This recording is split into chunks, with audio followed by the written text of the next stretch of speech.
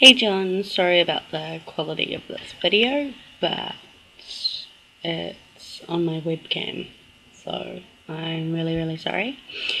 You asked Nerdfi Terrier, and I'm sure you've had many a response about the park in Indianapolis.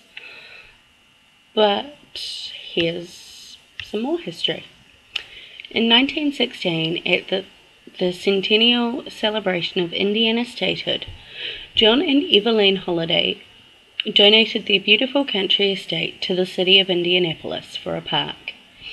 The land at the time it was given to the city was 80 acres located on what is now Spring Mill Road. It was the Hollidays' intention that the land be used for recreation and the study of nature and the grounds as a public park and playground. 18 years earlier, in 1898, New York's first skyscraper, the St. Paul Building, had been built. It was located at 220 Broadway. One of the outstanding architectural sculptures of the day, Carl Bitter, designed the facade of this building as well as of the Metropolitan Museum of Art. On this facade were three massive statues made of Indiana limestone. These statues, called the Races of Man, represented the African American, Asian, and Caucasian races, laboring together as they appeared to hold the skyscraper on their backs. In the 1950s, the owners of this building, the Western Electric Corporation, decided to build a modern skyscraper on the site. Seeking to find a new home for the sculptures, they held a competition among cities for a plan to display and preserve them. Indianapolis, among other cities and universities, presented a plan to place them in Holiday Park, then an arboretum.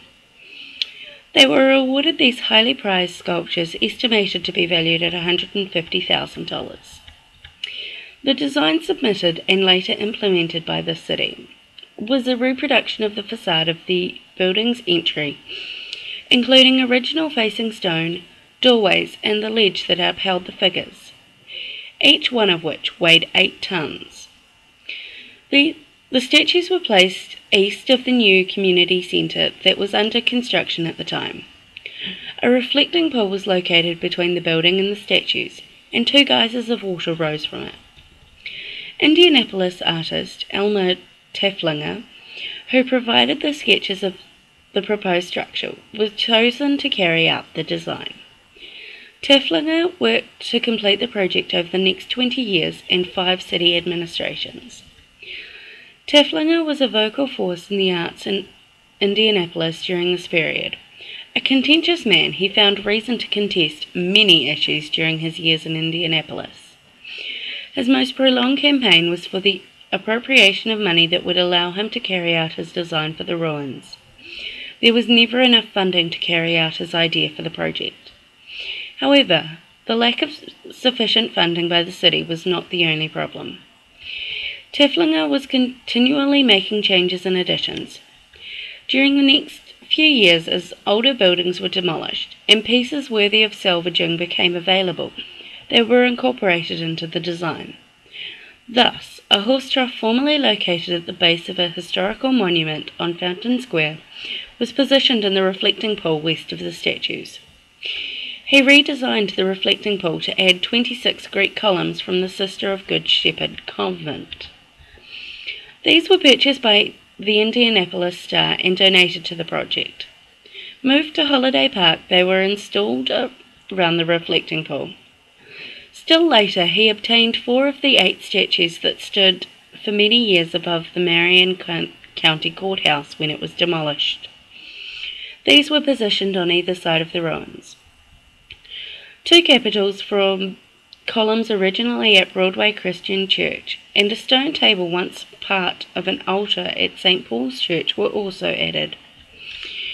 By 1970, concern about the lack of progress on the structures and the landscaping led then Mayor Lugar to request the Department of Parks and Recreations to complete the project that had been initiated 12 years earlier. The ruins were finally dedicated in October 1973. As the 1976 bicentennial celebration approached, Elmer Teflinger proposed an expansion of his design converting it into a symbolic panorama of American history. His concept, Constitution Mall, symbolizes the American Republic in which men and women of all races are united in working for freedom and justice. The elaborate plan, which was mostly completed, added a large reflecting pool at the east side of the original statues. There was an extensive landscaping with long lines of English hornbeams, one for each state of the Union, and groups of evergreens representing the 13 original colonies. A single columnar oak represented Washington, D.C., and the Washington Monument. Giant slabs of rough Indiana limestone were inscribed with the words of the preamble to the Constitution: "We, the people of the United States, in order to form a more perfect union." Constitutional Mall was dedicated in September 1977. The wall today is much as it was at that dedication, except for changes caused by time and nature. The row of boxwoods did not thrive in Indiana winters and were replaced by a similar number of basswood trees in 2005. Several of the statues of the goddesses were damaged and unstable and had to be removed. The reflecting pools developed leaks and are no longer filled with water. After a nature centre was opened in 2004, the old inadequate community centre was torn down, and the view of the ruins was much improved. Much of the landscaping of Constitution Mall has grown to grace the setting. The columnar oak that represents Washington Monument is an impressive tree, and it functions as a sundial, much enjoyed by children. The religion tree, a huge fir, served for a time as a living Christmas tree, decorated each year for the holidays. The great statues of the races, impressive still, look over a park that is used for recreation and nature study by families.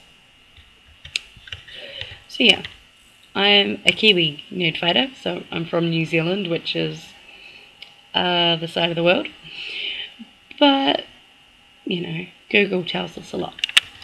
So, DFTBA, peace, love and cupcakes.